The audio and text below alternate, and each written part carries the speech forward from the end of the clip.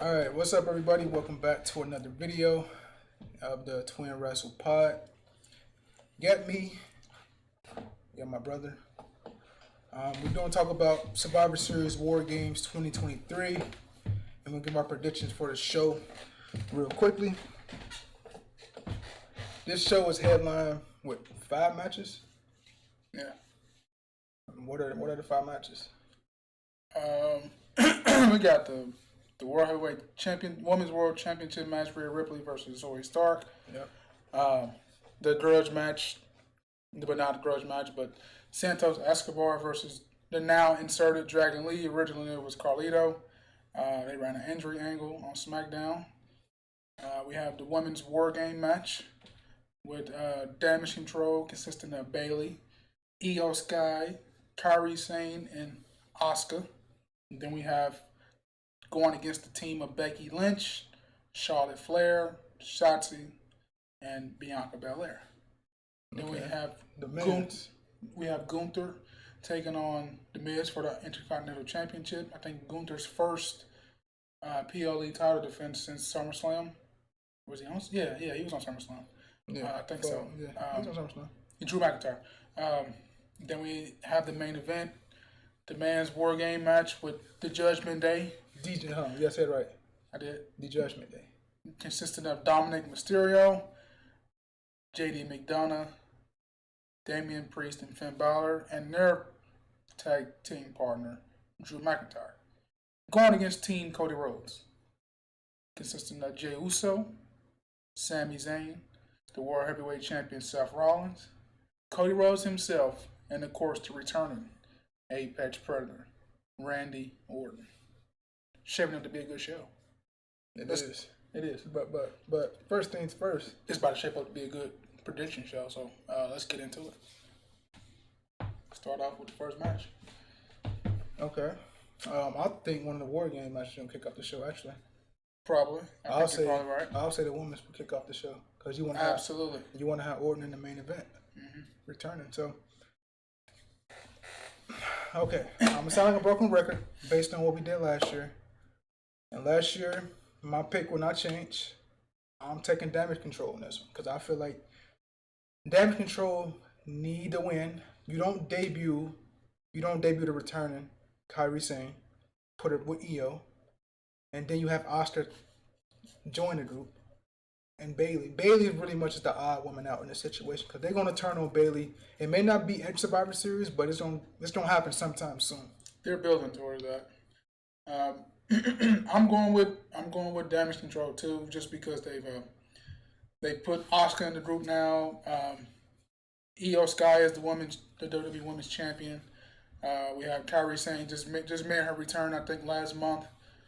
And we have Bayley, who's obviously built. They're building her being the oddball out, but I do have a prediction for that.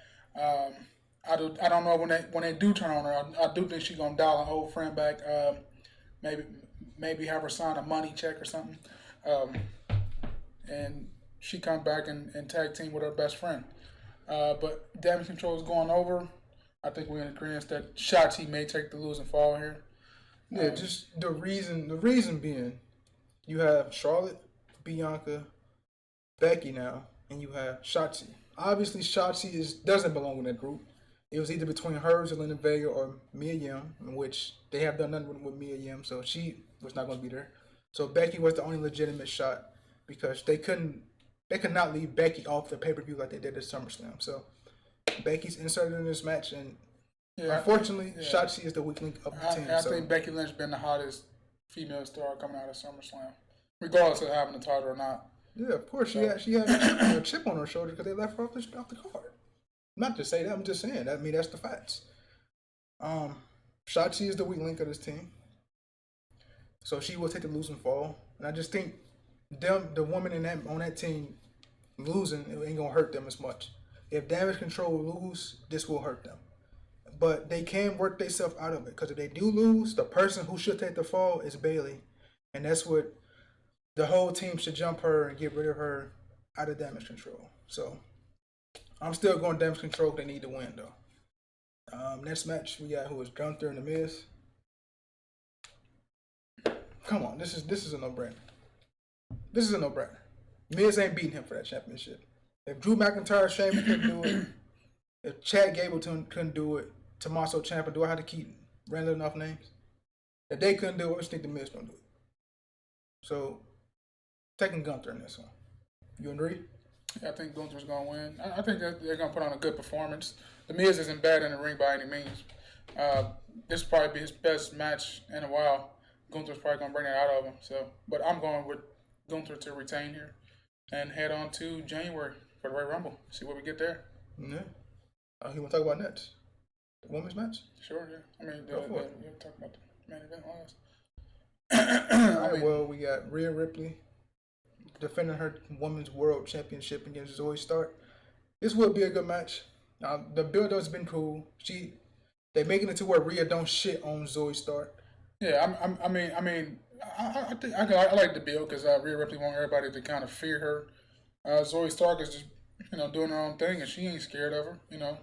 Going into the Judgment Day's locker room and making herself a presence in there and then getting in Rhea's face and telling her to bring it on Saturday at Survivor Series. So Zoe Stark, it's a fresh match. Somebody different in the world title picture. So I mean, on Raw we getting that different faces, getting used to in the women's world title picture. And I like it, but I'm going with Mommy on this one. I don't think Mommy loses the world title at all. So yeah, I mean, Rhea Ripley. It's predictable. I think the whole show is kind of predictable, kind of. No, you can be wrong. I mean, I think you thought Full Gear was kind of predictable, and you were kind of wrong there. I mean, some picks I picked was wrong. So it's not everything's not predictable, but Damage Control can go out there and freaking lose. I mean, Bianca Belair, Becky Lynch, and Charlotte. I mean, that's a Avenger team right there, let alone Shotzi on the team. But you never know. Yeah, you never know. I'm taking Rhea. Yeah. Like I said, the way it's been built has been pretty good. I like how they not letting Rhea shit all over Zoe Stark. They bring it up as Rhea Ripley respecting Zoe Stark for what she did at NXT and all that stuff. So, yeah, I like that in that instance. But she will not beat Rhea. Rhea retains. I can't see Rhea losing that belt until at least WrestleMania. So, Rhea Ripley retains her, to me. Then we got Santos Escobar taking on. It was Carlito until literally yesterday, where last night on SmackDown they shot the injury angle.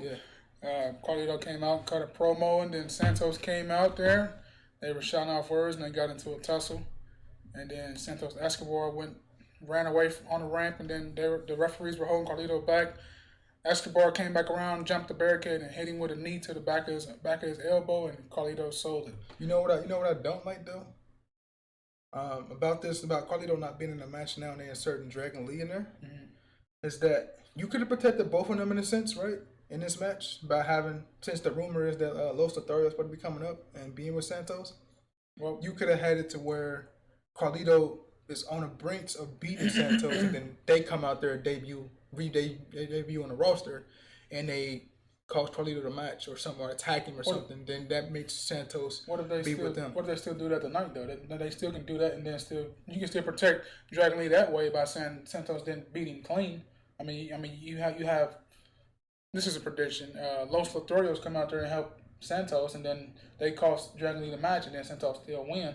That way you got Dragon Lee and now you got Carlito with the issue and Rey Mysterio with the issue. So that's how you build that up. That's what I think we're gonna head towards tonight.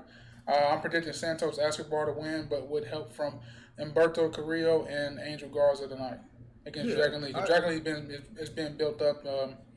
He's been putting on a lot of good matches. He putting the stock behind him pretty much since he left NXT. So it's gonna be a hell of a match though. I would say this would be, I ain't gonna say sleeper match. This probably be, I won't say match of the night, but it's gonna be up there for sure with Santos and Dragon Lee. Prior to the second match of the night. It's gonna definitely be up there. I can see the man's Wargames being match of the night with all those people in there. Just because Randy Orton being back for one thing, and then I'm gonna probably put this up too. Then the woman, then maybe Gunther. I'm taking my boy Santos. Taking Escobar, same reason. Los Lotharios come back, help him out. Then you get the two factions, LWO, and then you get Los Lotharios and whatever Santos is gonna name his faction against them probably on Legado del Fantasma. Well, yeah, he can go back to doing that. He should. and they fight sometime. I like it because it'll get Santos another face in the the mid card or the world title. He could be a valuable heel to go against Cody Rhodes in the future when Roman Reigns drops the title. I think everything now is setting itself up for when Roman Reigns is done in the world title picture for a while. Because as of right now, you can't really viably see these like lower tier guys that are just coming to the main roster, challenging him. So once he loses the title, I think SmackDown will start getting the pace back like Raw is now. Different faces in the title picture and whatnot. So I can see Santos eventually challenging for the world title match. If Cody Rhodes does beat Roman Reigns at WrestleMania in the future, I can see that being a program. Rhodes and Santos. So I'm liking his presentation so far. That's all I'm saying. It's going back to the NXT. Santos, the crowd, they're hating his guts now, so they're getting more of a reaction as opposed to when he first debuted as a heel. There was no real reaction. So yeah, I'm liking it. So it's building, but building slowly. We just got to and of course you still got that guy on SmackDown. So stuff is picking up. I'm liking it. Man's Wargames. All right, Men's Wargames. Like you said earlier, we have the team of the Judgment Day. Dominic, Finn, JD, and Damian Priest, and Drew McIntyre teaming up with them, taking on Team Cody, which is Sami Zayn, the WWE World Heavyweight Champion Seth freaking Rollins, Cody Rhodes, Jey Uso, and the returning Randy Orton. Randy Orton's been gone for 18 months. I'm liking this story. Jey was the last person, him and his brother was the last person to beat Randy Orton and put him on the shelf 18 months ago. May of what? Was it 2022?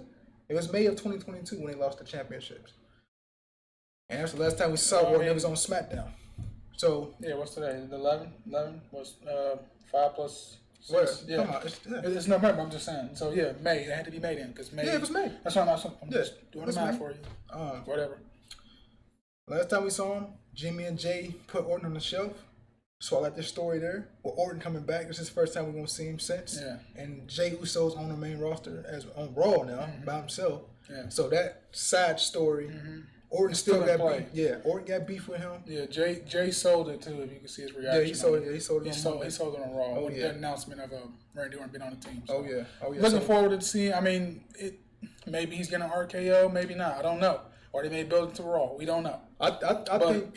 Go ahead. Jay's probably getting a receipt.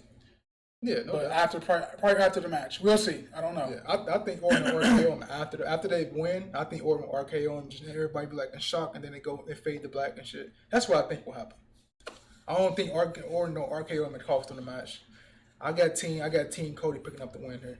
That may be the only. Well, we might get 2 RKOs with Orton coming off that back surgery. We'll see if Orton changes his moveset up a little bit too, because major spine surgery. I don't know how many more RKOs he got in him, so I would say just appreciate it while he can still do it. Yeah, but for sure, I think Jey Uso is getting one, and maybe JD may take a punt. I think Orton's picking up the win though. If not Orton, Cody Rhodes. Yeah, man. We'll see. I'm really excited to see Orton. I mean, ain't seen him in so long. I'm really interested to see how he look. And like you said, with the back surgery, you just gotta appreciate the dude while you're here. I think this is definitely gonna be his last run because he has so many people telling him not to come back to wrestle. So yeah, man, I'm just excited to see him, bro. But I got Team Cody in this one. Judgment Day can afford a loss. Damian Priest got the Money in the Bank contract, so that might come and play later in the show. We don't know yet, but I got Team Cody. Take a Team Cody too. All right. And now I'm gonna throw this out there. I don't believe CM Punk will be here. I know most people will be saying CM Punk's there, but I think the most likely spot if he do come back to WWE to return is the Royal Rumble. I don't think he'll come back here. Yes, we gotta wait and see. Unless they add someone to pre-show. But that's been the predictions. If you enjoyed it, make sure to like, share, comment, and subscribe down below. And we'll see you guys later. All right, man.